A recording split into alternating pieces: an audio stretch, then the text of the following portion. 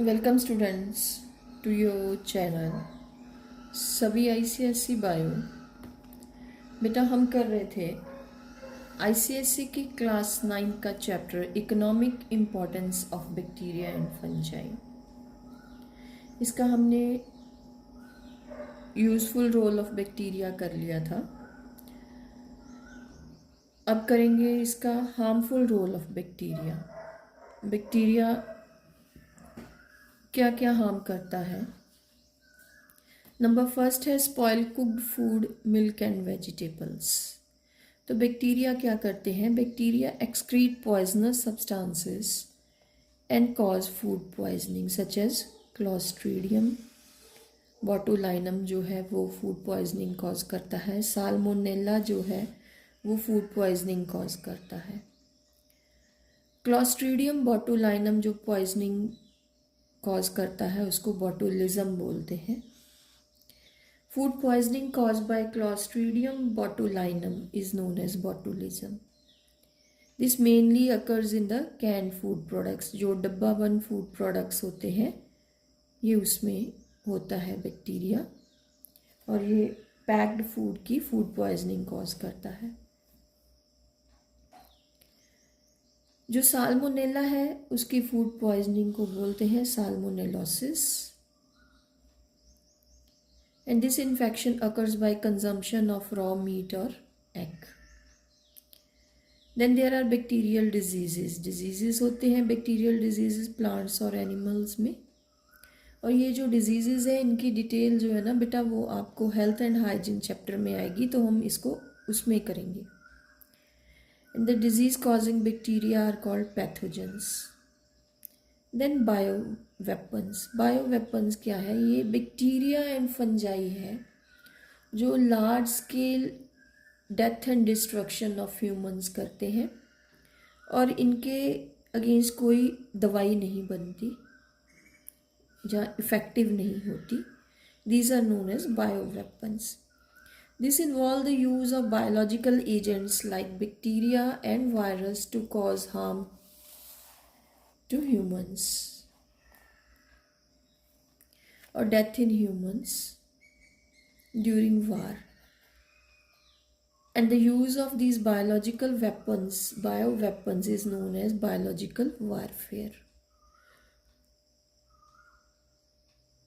जैसे जो कोविड आया था वो भी हमें बायो वार का ही हिस्सा लगता है, क्योंकि इसका जो वायरस था वो अभी भी बार बार आ जाता है, और उसके अगेंस्ट कोई भी वायरस के अगेंस्ट तो वैसे भी कोई दवाई इफ़ेक्टिव नहीं होती, क्योंकि वायरस जो है वो म्यूटेट करते रहते हैं। तो वो पूरी दुनिया में फैल गया था। बैसिलस एंथ्रैक्सिस जो है वो एंथ्रैक्स कॉज करता है। It can be use as a bio weapon. Then pathogens use as bio weapons have following characteristic. They are highly infectious. Highly infectious होते हैं, लीथल होते हैं, डेथ कॉजिंग होते हैं, और उनके अगेंस्ट कोई भी वैक्सीन एक्ट नहीं करती। Then we come to fungi. Fungi are the most common moulds. Most common fungi are the moulds, जिसको हम उल्ली बोलते हैं। Mucor and rhizopus are the two common fungi. जैसे आपने देखा होगा जो गर्मियों के सीज़न में जो ब्रेड जो है 3-4 दिन अगर बाहर रह जाती है तो उसके ऊपर ये ऐसा कॉटनी मास सा आ जाता है, white white cottony mass, and after some days जो वाइट कॉटनी मास है वो ब्लैक हो जाता है। वो फंजाई है। ब्रेड मोल्ड राइजोपस है। उसके ये जो हॉरिजॉन्टल हाइफे होते हैं उसको स्टोलोन्स बोलते हैं। जो ब्रेड के अंदर चले जाते हैं रूट्स के जैसे उनको राइजॉइडल हाइफे बोलते हैं, और जो स्ट्रेट जाते हैं और उसके ऊपर उनको बोलते हैं स्पोरेंजियोफोर्स, और उनके ऊपर स्पोरेंजियम बनते हैं। अगर फंजाई कुछ दिन पुरानी हो जाए तो वो ब्लैक हो जाती है। This is due to the break down of sporangia और उसमें से स्पोर्स बाहर निकल जाते हैं। तो ये फॉर्मेशन ऑफ स्पोर जो है वो मोड ऑफ रिप्रोडक्शन है फंजाई में। Then economic importance of fungi.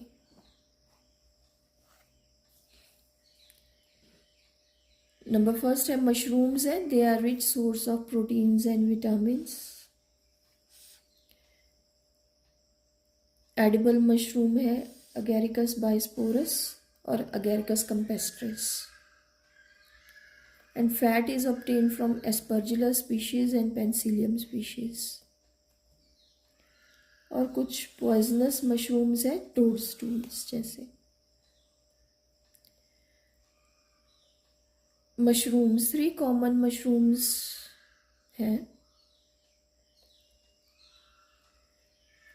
White button mushroom, agaricus bisporus, paddy straw mushroom and oyster mushroom. अब इनको ग्रो कैसे करते हैं, let us see this.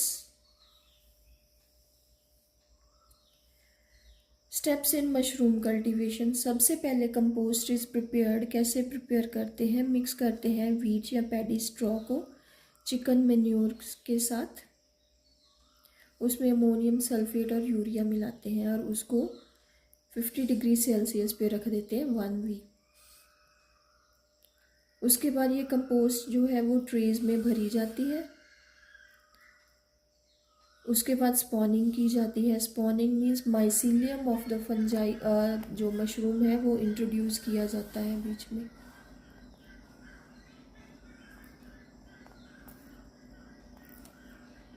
Mycelium introduce किया जाता है इन द कंपोस्ट। उसके बाद casing, thin layer of soil is spread. उसके बाद 2 और 6 वीक में से जो है उसमें से ये पिन हेड जो है वो विजिबल हो जाएगा, वाइट स्पॉट सा विजिबल हो जाएगा। उसके बाद आएगी बटन स्टेज, और बटन स्टेज पे क्या करते हैं, मशरूम की हार्वेस्टिंग की जाती है बटन स्टेज पे। लिकेनोरा है, it is a lichen, it is regarded as a bread of heaven. और फंजाई का रोल इन मेडिसिन, एंटीबायोटिक्स जो है, सबसे पहले आपको पता ही है जो पेंसिलिन है वो पेंसिलियम नोटेटम से ऑब्टेन की थी अलेक्जेंडर फ्लेमिंग ने। Vitamins and enzymes are obtain from this. Fungi like gibberella fujikuroi produce gibberellins, plant hormone gibberellin. और जो फंजाई होती है या मशरूम है, ये बटन स्टेज है, ये ग्रो कर गई। तो इसके ऊपर वाले हिस्से को पाइलस बोलते हैं, नीचे क्या है, गिल्स है, और ये जो इनको कवर करके रखती है बटन स्टेज पे उसको एनुलस बोलते हैं, और इस डंडी को स्टाइप बोलते हैं बेटा।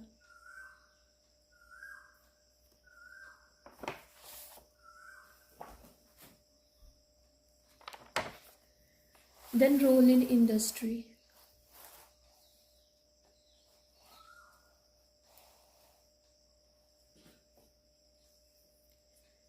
ब्रूरीज जहाँ पे विस्की, बियर, वाइन बनती है वहाँ पे ईस्ट को यूज़ किया जाता है फर्मेंटेशन के लिए। तो फर्मेंटेशन क्या है, फर्मेंटेशन एक प्रोसेस है जहाँ पे ग्लूकोज और शुगर्स की ब्रेकडाउन होती है in the absence of oxygen और बनता है इथाइल अल्कोहल।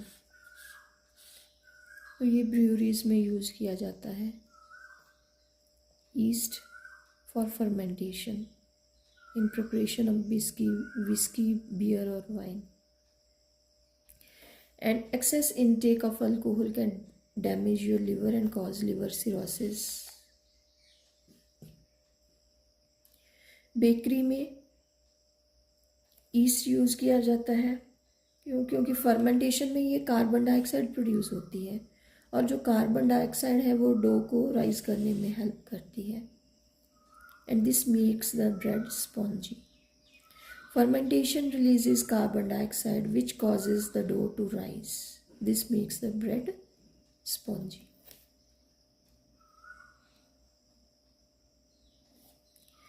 चीज़ की प्रोसेसिंग में आपको पता ही, the curdling of milk is done by lactobacillus. ये छोटी क्लासेस से करते आ रहे हैं हम। और 9th में आपने पढ़ा है या पढ़ोगे डाइजेशन के चैप्टर में रेनिन एंजाइम के बारे में। जो रेनिन है वो कोएगुलेशन में मदद करती है। उसके बाद चीज़ की जो है वो प्रोसेसिंग की जाती है। उसका मॉइस्चर रिमूव कर दिया जाता है और उसको मॉइस्चर को स्क्वीज आउट कर लिया जाता है।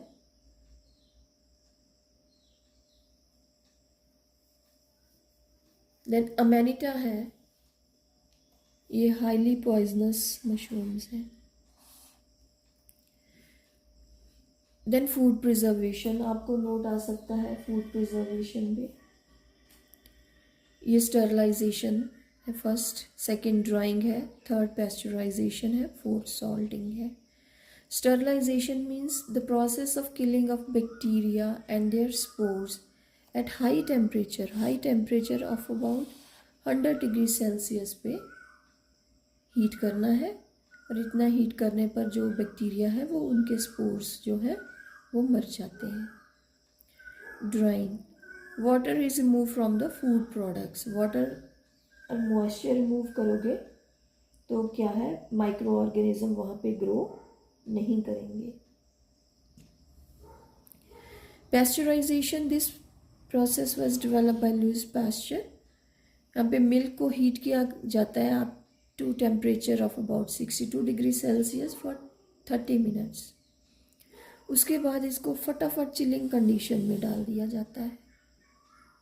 कांस्टेंट हीटिंग एंड चिलिंग जो है वो बैक्टीरिया और माइक्रो ऑर्गेनिजम्स को डिस्ट्रॉय कर देती है। This process is known as pasteurisation and the milk is known as pasteurised milk. Then is salting. Treatment with salt for preservation purposes is known as currying. ज़्यादा नमक डाल दिया जाता है, जैसे हम पिकल्स में डालते हैं, तो उसमें क्या हो जाता है फिर एक्सॉस्मोसिस के द्वारा जो है फंजाई है या माइक्रो ऑर्गेनिज्म है उनकी डेथ हो जाती है। वो वहाँ पे सरवाइव नहीं कर पाते और हमारा सब्सटेंस या जो फूड है वो प्रिजर्व हो जाता है।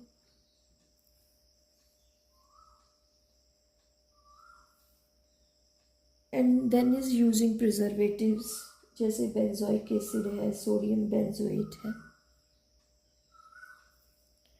प्रिजर्वेटिव कौन कौन से, बेंजोइक एसिड, सोडियम बेंजोएट,